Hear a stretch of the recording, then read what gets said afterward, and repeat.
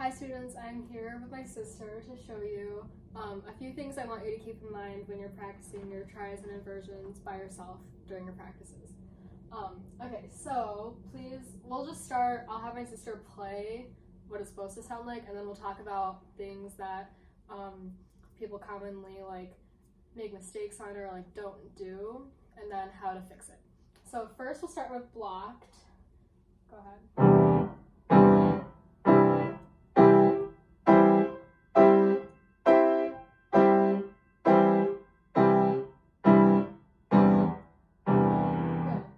Good, great job. That's something I would be happy with. So something that I see a lot with my students, and I think it's normal, is to not press down all the notes at the same time. So this week when you guys practice, try to make sure that every single note hits at once. So I'll have my sister play it bad.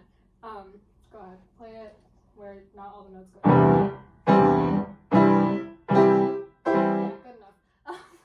So you can kind of hear that instead of it sounding like one chord, it kind of just sounds like a lot of notes kind of at the same time, which is what we don't want. So to fix that, you can play really loud. Sometimes when you just play really loud, everything comes out all at once. Another thing you can do is you can take more time in between each triad. So play the first one, make sure all your fingers play it loud. Wait before you play it. Make sure all your fingers are ready to go, and then but really slow practice like that helps, of course. The second issue that I see a lot, and I'm gonna bring the camera over so you can see this. Okay, so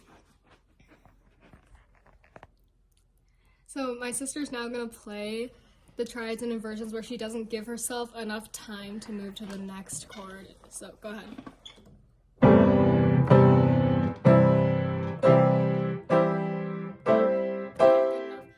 Yes, obviously you can see why that's a problem, because she's just playing a chord and then trying to move directly to the next one, which is causing her to just miss notes. So she's gonna play it again this time, and this is a really easy fix. All I really want to see from you guys is that you lift your hand a little bit more so that way you can actually place the next chord instead of just winging it during the entire exercise. So try again.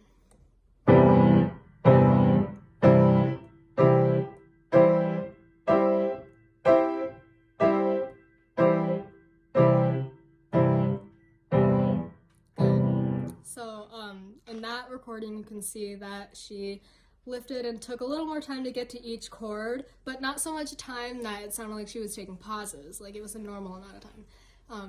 And yeah, that's it for blocked triads. We'll move on to broken. So now my sister will show you just what a good broken C major triads and inversions pattern looks like.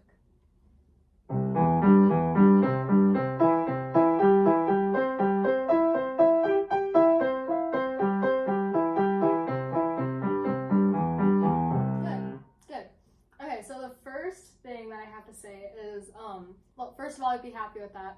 Anyways, so something that a lot of people, or at least my students, do when they start out is they play the rhythm wrong because they're trying hard to find the next note. So for example, my sister will play it with the commonly wrong rhythm.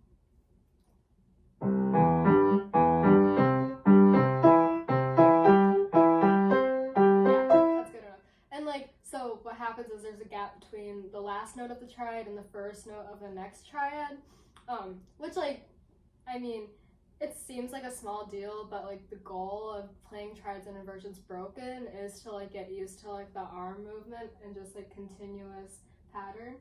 So to fix this, I would say get used to going really slow, and if you can, I'll play this part. It's okay to go like this. And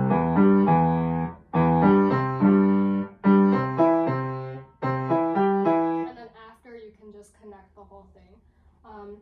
And I'd rather hear it slow. I mean, speaking directly to my students that are watching this video, I hope. I would rather hear you guys play it very slowly, but just one long steady line, than really fast, but then a lot of time.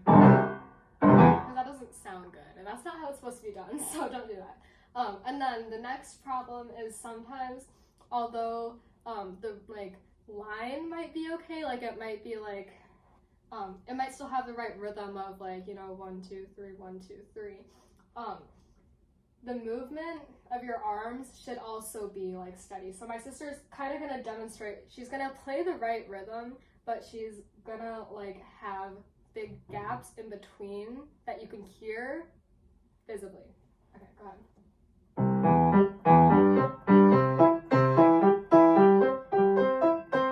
Okay, stop. So like, yes, she's playing the right rhythm, but the last note of each of her triads is like really short, and that's because what she's doing is she's literally lifting her arms up to get to the next one. And so for blocked, that's okay, but for broken, I want you guys to like get used to kind of just gliding. And so we've talked about this in lesson, but like you want to think of like the opening and closing with your 1 and 5.